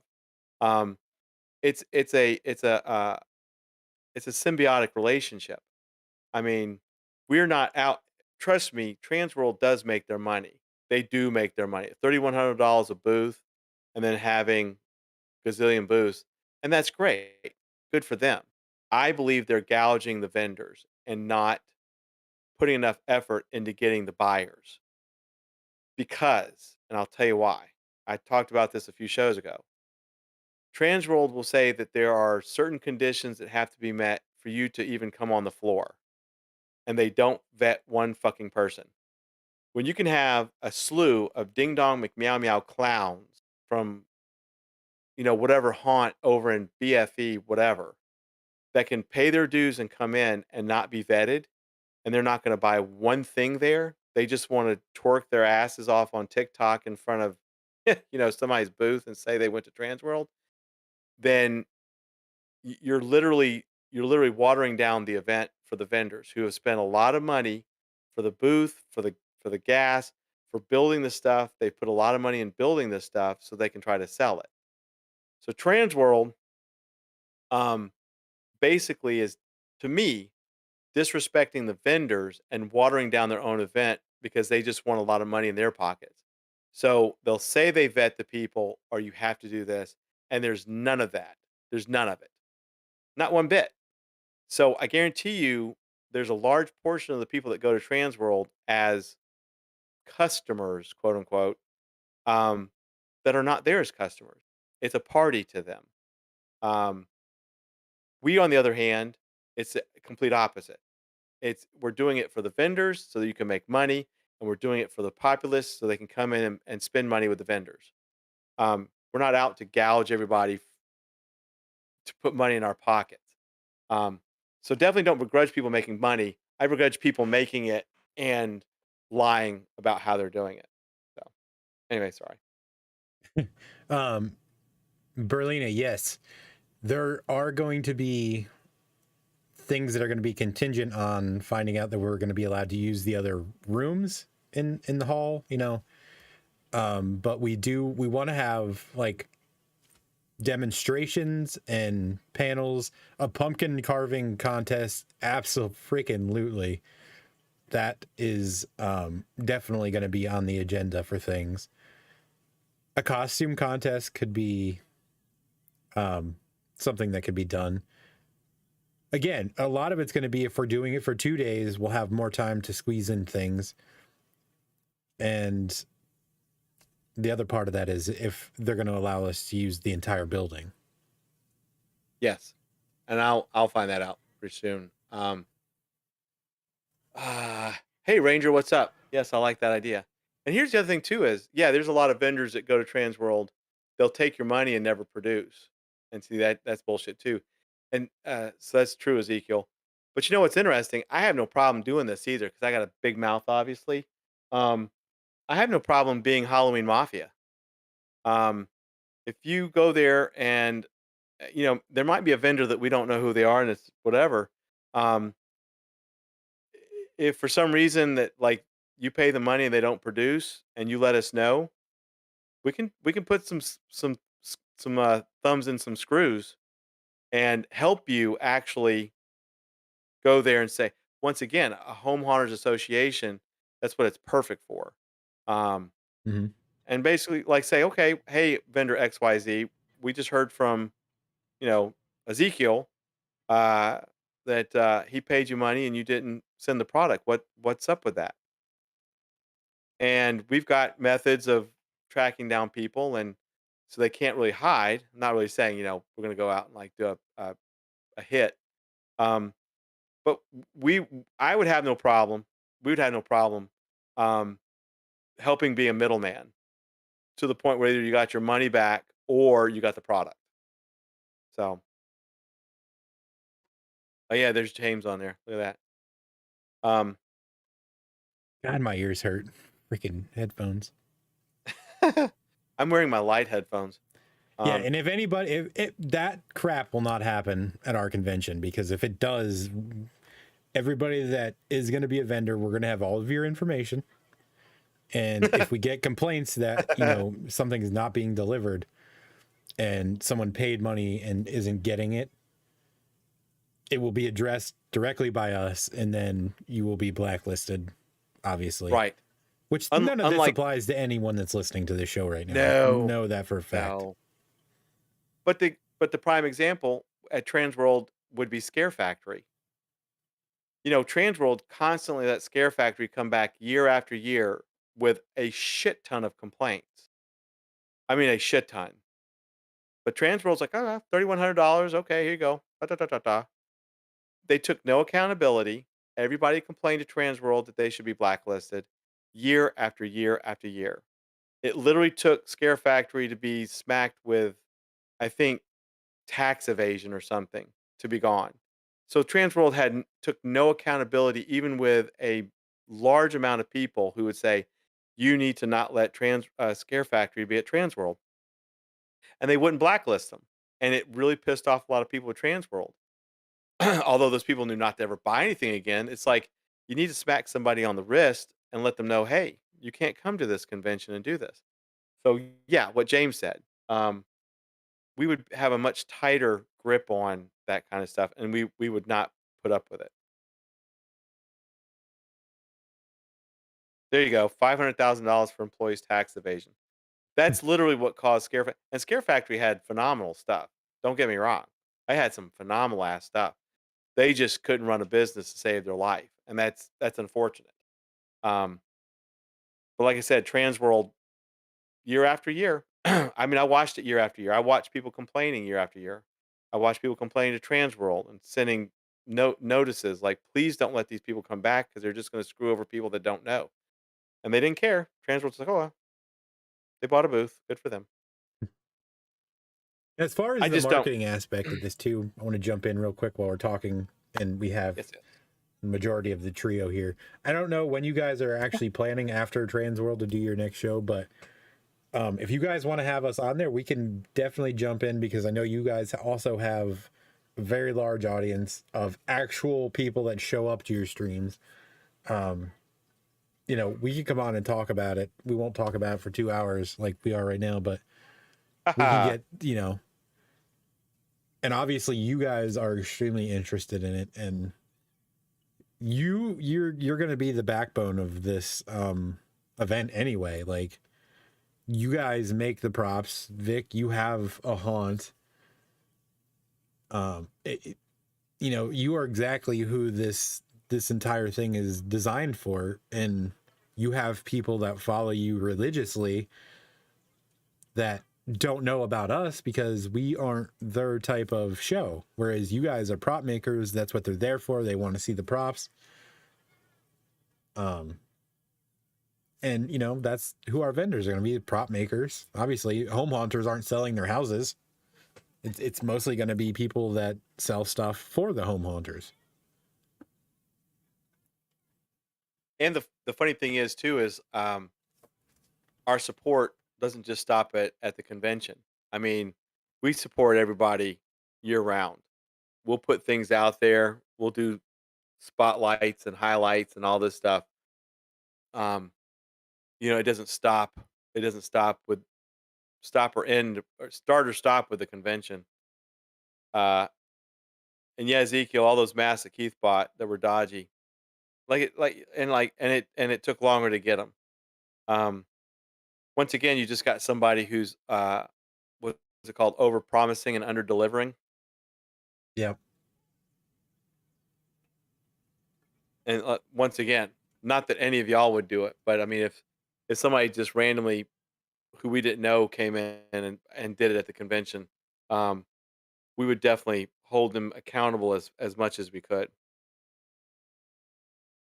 And and I probably a need to little get more. the word to Kimbark too, because I would friggin' love to have them show up too. Yeah.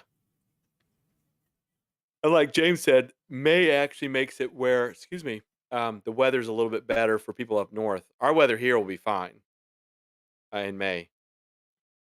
Yeah, because it's hard to make travel plans in the north when you could have a random blizzard in February that shuts airports down. You're not obviously driving, so there were just a lot of issues I think with February anyway.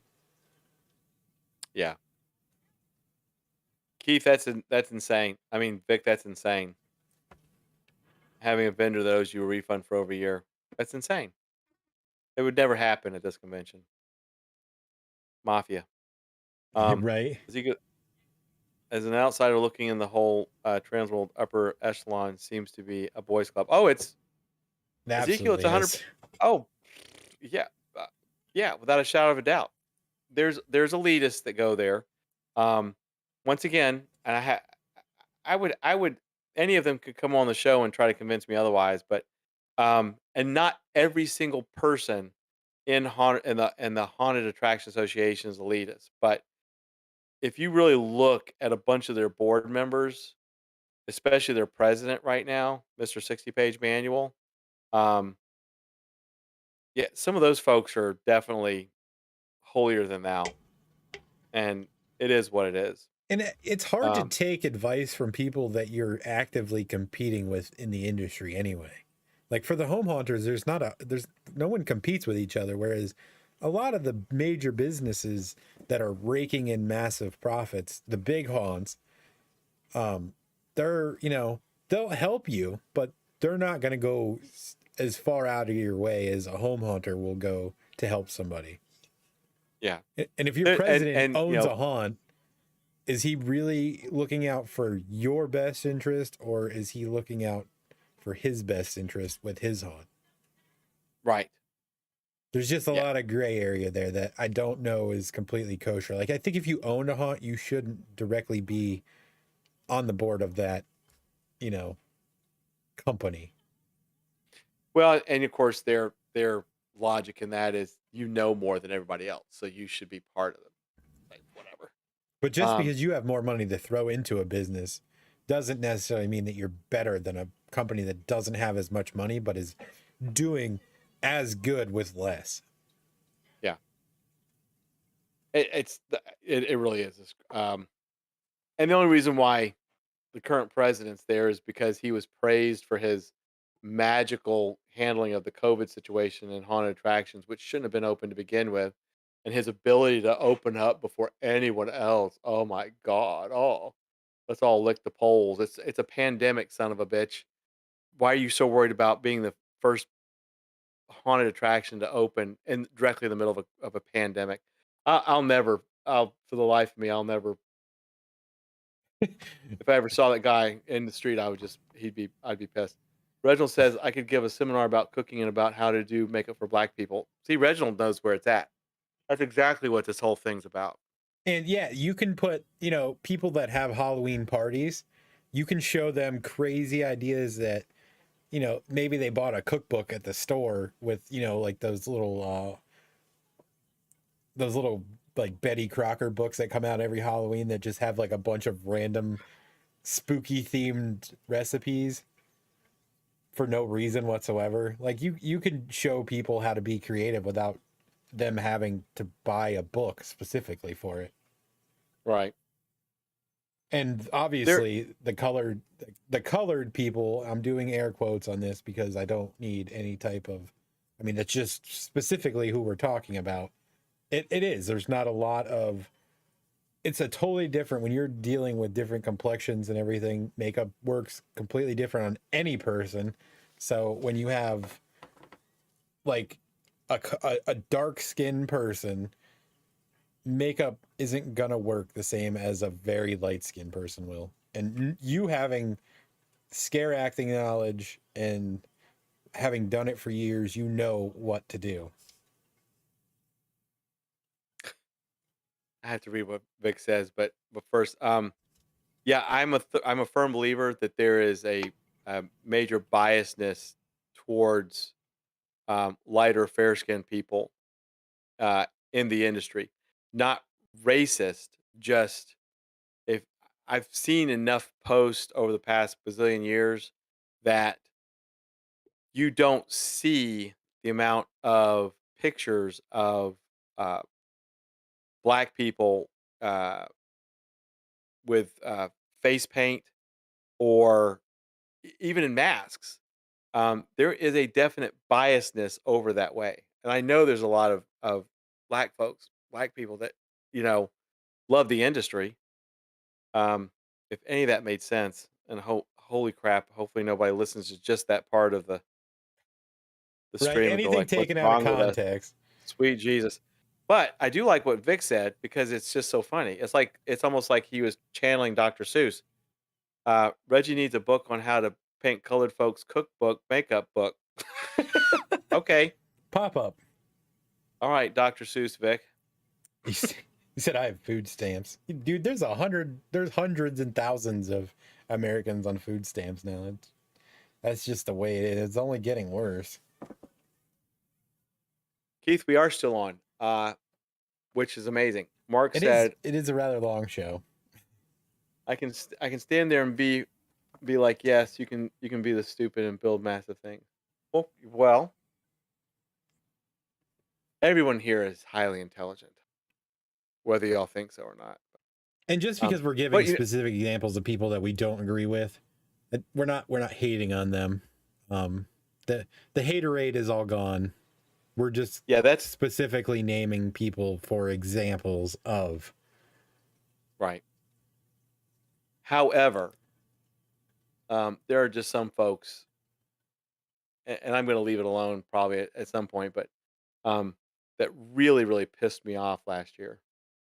Oh yeah, no, they'll still be call outs, but the main focus is going to be improving the industry that we care about, which is the home haunters, the small prop makers, the people that don't really have a present voice.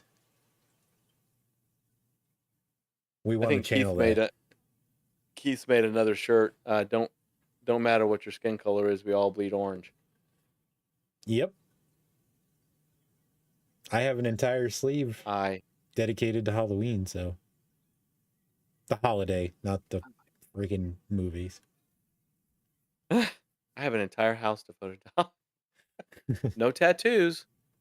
By the way, Vic, somebody on eBay bought your Sea-Doo oil temperature sensor. Not that you really wanted it. Every airbrush artist wants an albino in their makeup chair. Holy shit. Well, that's a new one on me. Ezekiel said he's been fleeced twice from Transworld. Wasn't a lot of money, but the fact that it happened is shit. And if we have a large enough group of people that want to vend at our show, we're going to vet everyone as best we can. And like I said, if it happens, we're going to gather contact information for everyone.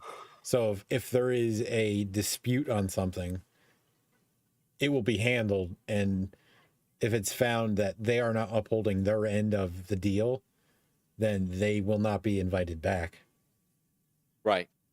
And we may just, because I'm sure we're going to have to do some sort of contract, but we may put in the contract that James and I reserve the right to hound the bejesus out of you if you don't follow up with your vended item. Exactly. And I'll do it. You know, we could find out all kinds of information about the internet. Holy crap, Sean. You're still waiting on 2 vendors to send you 51 items that you paid for? 51?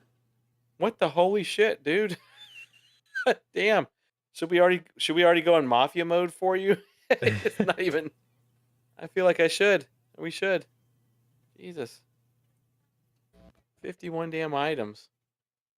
Oh my god, I'd have drove up to their house by now and That's Jesus. crazy. But we shouldn't have these kind of issues anyway. No. Like I said, it's going to be anyone that is going to be a vendor is going to sign a contract, and we'll have their information. And if anything comes about, then we'll let you guys deal with it initially. And if they don't come through on their end and we have to get involved, we're going to still be here for you. Yeah. For on both sides. You know, if something happens. Like if you have a customer and you did a great job for them and now they're bitching about it and they want to keep the item or whatever. So it's on both sides. You know what I mean? It's vendor and buyer protection, essentially. Like, we're not doing monetary protection because that would be an absolute nightmare to do. But if we're offering the protection that if there's an issue, we will get involved if we have to. Yeah. By the way, Keith, that Sea-Doo thing is from the last show. I did just sell a oil temperature sensor for a Sea-Doo though on eBay, just so you know. Vic says you have to be careful buying shit anymore. You won't get half your shit or not at all. Keith says he's still waiting on a gator head from MHC. That just boggles my mind. I vote Vic involved in the mafia section. I say, well, maybe. I tell you what, Alabama mafia, that's kind of scary. See, and that's once again. I just, if you're going to have a convention, and like James said, you should have all their information. You should have all your vendors' information, contact information. You throw a convention, you get the money from the vendors, you get the money from the people coming in the door to buy shit. You should at least have some sort of something going on where you help either one of those two parties. Generally, it's the customer being screwed over by a vendor. But, you should be able to step in and say, "Okay, well, we'll help you get a hold of these people. We'll make some phone calls. We'll see what's going on." I think for the amount of money that conventions charge for that shit, they should Especially do it. Transworld. Especially Transworld and especially Scare Factory.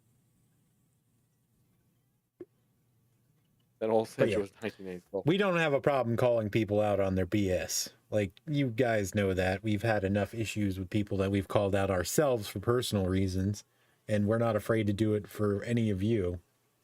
Oh my God, absolutely not. We'd absolutely take up arms. Ezekiel says free Everglades alligator cruise for anyone who doesn't deliver. Well, that is doable. And I will say that if it gets to a point where we have to start blacklisting people, they will be put on a website and notice that they are blacklisted on the website. Yep. And then we'll recommend that you put them on Haunt Vendor Review group.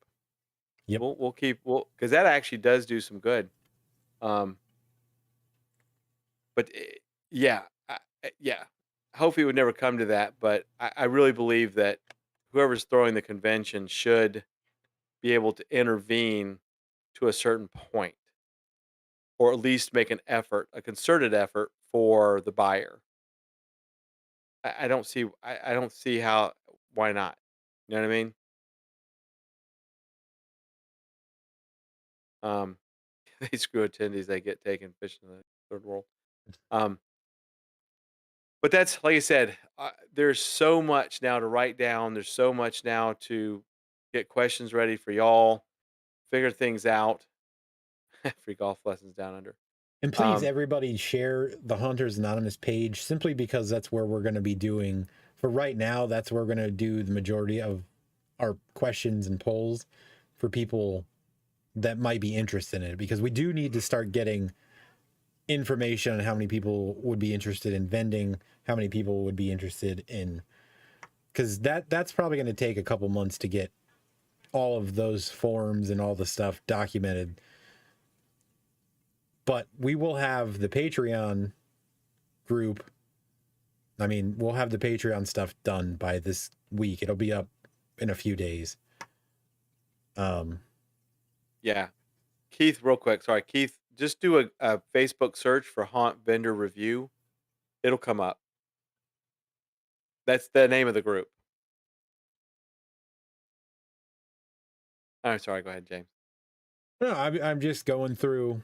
Again, this isn't for personal gain by any means. We just really need to start getting some idea of numbers and interest and what people are looking for. We have you guys' opinions, obviously, and we've already taken notice of those. But if we want to put on a good show, we're going to need numbers, and we can't do all of it without you guys' assistance. And all it takes is a share and be like, look, these guys are doing a home haunter convention in 2023. So,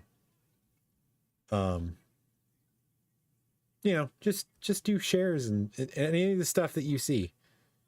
We don't really ever beg you to do this for ourselves. This is just trying to get the word out about the convention.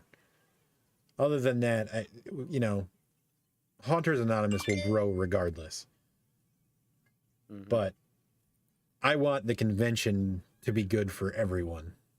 And we're going to need at least, the help of word of mouth by as many people as we can.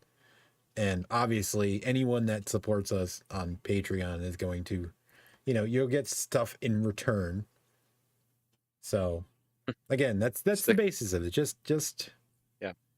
I know you guys are interested, so please just help us help you. The more people that know about it, the cheaper it becomes for everybody to partake. So, yeah. Thank you, Ezekiel. Thanks, Ezekiel. He says we need to horror sales. I was on Facebook. Okay, Sean, $600 is a lot of damn money, dude. If you don't want to share who these people are here, send me a message. I'm just curious. I won't let anybody else know. $600, that's a lot of damn money. Regardless, it doesn't matter what it is. If you lose $600 on anything, I'd be losing my shit. I would. Yeah, I get mad when I lose $20.